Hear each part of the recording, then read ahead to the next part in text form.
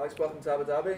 Just give your first impressions of being here and the excitement going towards this weekend. Well, first impressions, it has to be, it's a nice room because we had to quarantine for 2 days. So they've got good rooms here, I can tell you that. But no, it's hot. Hot and nice rooms. That was my first impression. But now I get to see more. So I'll get to really, looking at the windows now and then seeing beautiful yachts and Formula One cars going across it.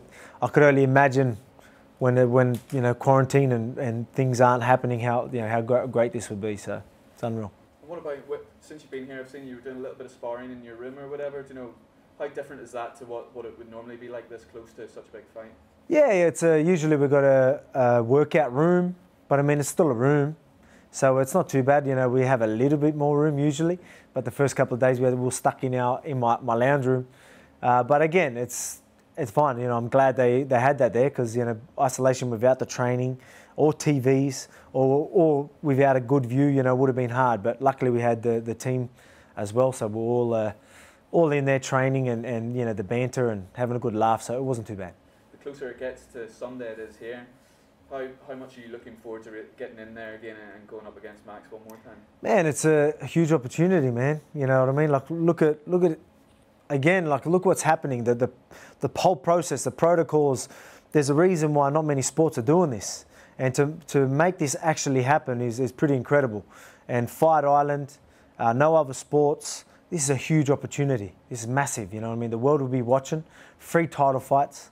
Absolutely stacked card, you know what I mean? I just can't wait to go out there and perform, put on a show, and show the world that I'm still the best featherweight in the world. I was going to ask you about that. You said that you feel as if you've got something to prove, which you wouldn't usually hear from the guy who won the last fight and the champion. Why is that? Oh man, look, I'm just that's the type of person I am. I'm always going to have something to prove. I'm always going to want to, you know what I mean? I always know I can do better. I know I can do better than I did last fight. And again, I still don't believe I got the credit I deserve. So that's why I want to go out there and prove that I'm levels above. So I'm going to go out there again. I've got respect for my opponents. I've got respect for Max as a fighter. He's a great fighter, but I'm going to show him I'm on another level, and I've got his number. Why do you think you weren't getting the credit that you thought you deserved from that? And it's just maybe timing of how it was, and then again biased opinions and whatnot. Obviously, there's a lot of people that know I clearly won that fight. Majority of the people know I won that fight. But again, you're going to have biased opinions. You're going to have narratives that Max is going with, which is quite surprising. But people believe it, and they got time over. Like I said about timing, they've had so much time to believe the I don't want to swear, but to believe the fake news. You get what I mean? So that's what I think. You know what I mean? And people are starting to believe, and they want to believe it. They just don't. A lot of people like Max, so they want to believe what he's saying. But I don't believe Max even believes what he's saying. But maybe it's working for some people. But I know majority of people know I beat him convincingly. And I know a lot of people believe I'll do the same again. What is that narrative that you're talking about from Max? Man, there's a narrative. Again, like I don't... again, I just think he's been a bit salty about it. I was quite surprised. Again, I've said straight after my fight, I was saying how he was a great champion. And he was being who he was. He was being himself through the whole process. And I respect that. I'm all about that. That's how I believe I am. And to see him sort of still acting like he won that fight, acting like the leg kicks weren't working, acting like he's saying that the biased commentary were for me, and like just all these things that I couldn't believe. I'm like, wow, like it's completely opposite. You know what I mean? It's just, and then he's saying like he hasn't been training with, I just don't know where he's going with everything. And yeah, again, like the leg kicks aren't work. I can go on for days with some of the stuff he's saying. It's just, like I said, I think he's got a sour taste in his mouth, and he's been salty about losing and making excuses and just acting the way he is. Maybe quarantine's getting to him. I don't know what it is. Again, I don't want to sound like I'm dissing on the man, but I just don't know. I just don't know where he's going with it all. Maybe he's struggling with the loss a bit more than I expected him to.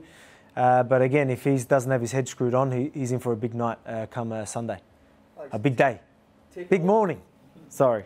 Taking all that into consideration, what does that do for you for motivation, fueling the fire for going up against them again then? Yeah, man, like, again, if he's doing it to hype it up, hype the fight up, maybe that's a good thing. It's making me want to prove myself even more. It makes me want to go out there and just let him know. Again, if he really does believe he won that last fight, that just makes me want to leave no doubt in his mind whatsoever. That's why I want to finish this fight. Winning decision and just outsmarting, outfighting him, being the better fighter isn't enough for me right now. I want him to go out there and be like, this bloke just literally just put me right out of there, you know, just blew me out of the water. That's what I want to go out there and do. I want him to know that, man, I don't want that fight no more. The first fight, there were fireworks and it was fast-paced. Are Yep. you promising that we're going to see... I think it's going to be more high-paced. It's going to be more high-paced because I think that's where he's seen the success. Again, like I said, the last fight, he was trying to outsmart me. He was trying to make me miss. And, you know, we were just ahead of him the whole time. We took the lead and we stayed in front. And then towards the end, he had to do more. Obviously, I broke my hand. And I think that's where he sees success, where he does more. And that's why I think it's going to be an exciting fight. I think he's going to take a lot more risks. You know, he's not going to try and outsmart me. He knows he can't win that fight anymore. He knows, I think he knows that I got him. I got his number. So he's just going to have to hope that he can just do more volume and slow me down. But everyone knows I've got the gas tank for days and I'm prepared. So I'm prepared for a fully prepared Max Holloway. And I think he's going to come, he's going to be game, he's going to come forward, and that's going to make for an exciting fight. And I can't wait to put him away. You know, notoriously, he isn't someone that gets put away. You know, he's Yep. had so many fights, he's never been knocked down. Mm-hmm. You know, what can you do differently to what everyone else has tried then? I can put up with that pace. And again, he is good at what he tried to do with me in the earlier rounds, make me miss. Obviously, he's a volume puncher. He gets his rhythm first. You slow down and then he pours it on. Where he can't do that. He tried that last fight. It didn't work. So he's going to put himself in dangerous positions early. He's going to try and you know, and just outwork me from the get-go. And, you know, I mean, again, I ain't going to slow down. So he's going to put himself in dangerous positions throughout the whole fight. You know, I'm powerful through the whole 5 rounds, but I'm going to be extra powerful as soon as that buzzer hits. And if he comes at me like I think he's gonna, I do believe I can put him away. He's durable. I know that. And if he's as durable as they say, the ref's going to have no choice but to stop it. Or I get the submission. Alex, what does it do for you in terms of your reputation and legacy? Is, you know, still you've got a lot to give the sport. That you're going to, if you win, when you win, Mm-hmm. you would say, what does it do for you to beat people say is the best featherweight of all time twice in 6 months? Mate, it's huge. That's why it's a fight that I, you know, saw. That's what I wanted. Again, this is the fight they gave to me. The team were a bit unsure. You know, do we even need to take this fight?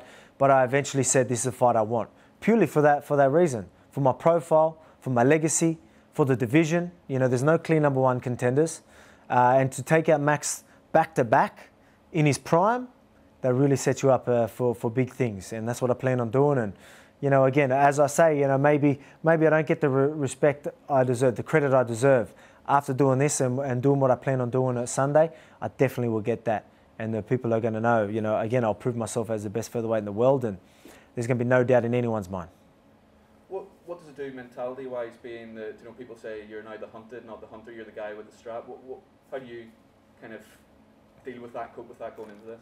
Man, I'm still hunting. I'm still coming after these contenders. Like I've been saying, man, I've got my eye on all of them. Right now, I've got my eye on Max. I want this fight because this is the fight I want because I think it's the biggest fight for me. You know what I mean? Not many people like talk like that. Even when Max was a champion, he's like, oh, he's the next cupcake on the list, and you know, saying things like that. And you know what I mean? Again, he's just he's next there, whatever. I'll take that fight. Me, I'm like, I want these guys. Again, people think that I can't beat Max. Give me Max then.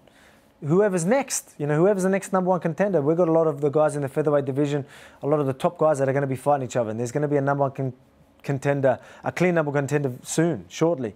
And they're all going to say, this is a guy. I'm going to bring him on. I want him. Let's do it. Let's do it before the year's out. Obviously, I've got a job to do Sunday. But, you know, again, I'm chasing him. So I'm still chasing. I'm still motivated, more motivated than ever. So, again, having the belt or fighting for a belt isn't my main motivation. Winning's my motivation. Being the best is my motivation. Bringing food and money back to my family, that's my motivation. I can't lose, you know what I mean? He can't take that belt away from me because that's money that he's taken away from my family. That's how I look at it. So, you know, again, it's much bigger than me just having a belt. You know, I've got a country that I'm fighting for. I've got a family. I've got supporters. I've got a team. You know what I mean? It's so much bigger than just me. So, you know, that's my motivation. I don't need a belt to stay motivated. What's the family going to be doing? Are they all getting together to watch this? They're going to watch me get my hand raised and get that belt wrapped around my waist again. But, yeah, I think the wife couldn't make it, obviously, here. I think she's got the kids babysitting so she can properly focus on the fight. I don't think I want the kids watching the fights yet. They're a bit young. But yeah, I think she's going to. Well, she's all right. She's getting used to the whole process now, so she'll be all right. Can I just ask you, just slightly off topic, is it true that there's a book coming out? There's a children's book, yeah. So yeah, that's again as we're talking about. You know what I mean? I am a family man, and that's something that I'm proud of. I'm not the type to say the wrong thing. You know what I mean? And even though I feel Max is being salty and saying things, I still don't want to throw too much shade at him. It's just not who I am. I'm not that type of guy. I pride myself on being a pretty humble, respectful guy, and you know what I mean. And there's so many of us in this sport that are like that. You know what I mean. And a lot of times we don't get portrayed that way. Fighters, you know what I mean. They don't see this. They see the dollies through the bus windows. They see just things like that. And I've met some of the nicest people in this sport, and people don't get to see that. And that's why I want to give back to the UFC. I want to give back to the sport, give back to the young athletes. You know what I mean? Give back to the UFC fighters. We're not all thugs.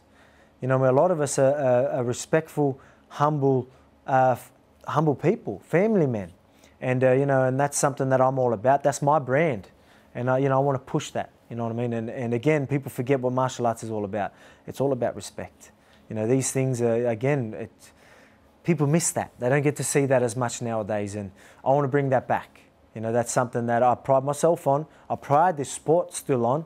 And I want to give back to the sport, and again, that's my brand. And if I can share a little bit of knowledge, it's a picture book, and it's more for younger kids, but it's all about hard work, respect, eating right, and what fighting's all about. What being an athlete's all about. What growing up's all about. Having morals and all that type of stuff. It ain't just me about being a fighter. This can relate to any kid that wants to be in sport, or even just growing up. It's all about the values and morals that you want your children to have and to know. So that's what this book is all about, and it's something I'm very proud and excited about. So you should be. So what stage are we at in that? And you're writing it yourself then? Yeah. Well, that's like pre-sales. Like we just announced it yesterday, so it's about to happen. So you can get on we've got our own Instagram, we've got our own websites now. You can order now. So it's all happening. So Alexander the Great, that's what it's called. The book's Alexander the Great. So you can go on there and, what is it? Yeah, sorry, children's book, Alexander the Great children's book. So you can go on the website and check that out. Or go on my socials and it's all there. At Alex Volkanovski, and we even have the at Alexander the Great Volkanovski. Alexander the Great children's book. Page as well, so Instagram page. But again, all the details are on the websites and my social media. So have a look at that. We actually just done a colour in and win. So you can go in and you can win yourself a children's book or the Alexander the Great book just by colouring in a piece of paper. I think it's the cover of our book, and it's pretty cool. So again, it's exciting. Obviously, I'm in fight week and we're announcing this, so it's exciting and it's something that, again, I'm proud of. How nice will that be to read to the kids back home, your kids, once the book's out? Man, I do a bit of reading for the kids, So again, I'm all about, you look at children's books. I've seen it all, and again, you have some fun and funny books, and then you have books that are all about morals and and things like that. And again, that's something that I am. I want my kids to be the best they can be, And so I love seeing children's book that can relate to that, and that's something that mine will do. So I'm looking forward to reading that to them. Obviously seeing, they can look at it and be like, Daddy, that's very exciting as well. But again, what the book is about is the my main focus, and something that I'm really proud of. All being well, come Sunday, the end of the bout, could we see maybe a Fight Island book coming out next? Oh yeah, maybe. Yeah, we could do something like that. Yeah, a little children's book. We won't call it Fight Island though, maybe. Look, we'll see. That could be cool though. Just very lastly, everyone said that whenever you won the first fight in December, people said this is the start of your era. Mm-hmm. The blessed era is gone. Mm-hmm. What do you say to that? Well, I said that even before my fight. I go, unfortunate for Max, the blessed era ends December 15th, I think the date was, and I was right. And this is my time, and whether people don't want to believe it, they're going to believe it Sunday. So you know what I mean. It's definitely my time, and I proved myself December last year, and I'm just going to prove myself again. We've got a lot of Aussies here in Abu Dhabi, so a message to them. They'll all be tuning in, obviously. To watch. All right, nice. Yeah, a message to the Aussies here in Abu Dhabi. Oh yeah, I'm putting on a show. I hope you can be there. I don't know if you can be in there. I don't think you can, but I'm sure you say best seats in the house is through the camera. I'm going to put on a show. There's going to be no crowd, so you're going to hear some violence. So enjoy. You're going to hear that contact, that's for sure.